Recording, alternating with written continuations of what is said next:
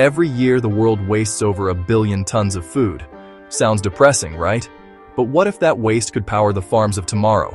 Today, I'm showing you how trash becomes treasure, energy, fertilizer, a more sustainable planet. Here's the scale.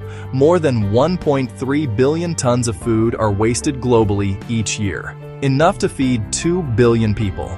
And when food rots, it emits greenhouse gases. 8 to 10% of global emissions come from decomposing organic matter. But there's good news. Farmers and scientists are flipping the script, closing the loop, and turning waste into value. Let's start with the simplest hero, composting, nature's recycling system. Take fruit peels, manure, crop residue, mix them, manage moisture and airflow, and you get compost, dark, crumbly, nutrient-rich soil. It boosts fertility naturally and cuts the need for synthetic fertilizers. Modern facilities track temperature and microbes like it's a science lab, speeding up the process, reducing methane, and locking more carbon into the soil.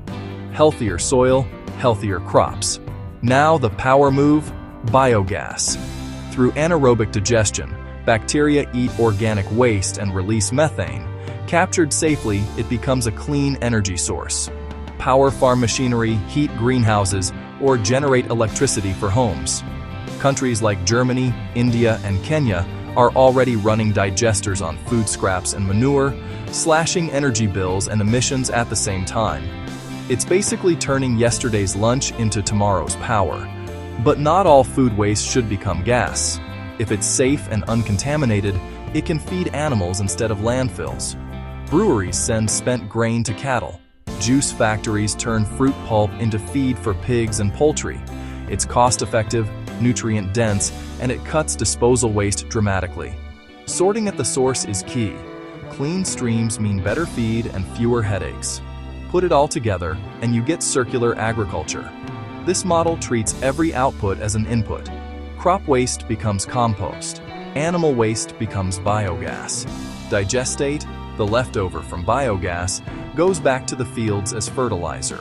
Food scraps enrich the soil again. It's a closed loop that reduces input costs, improves resilience, and fights climate change, without asking farmers to sacrifice productivity. And the future?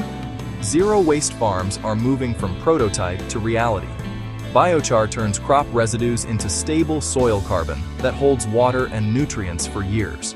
Algae systems capture CO2 from digesters and convert it into protein-rich biomass or liquid fertilizers.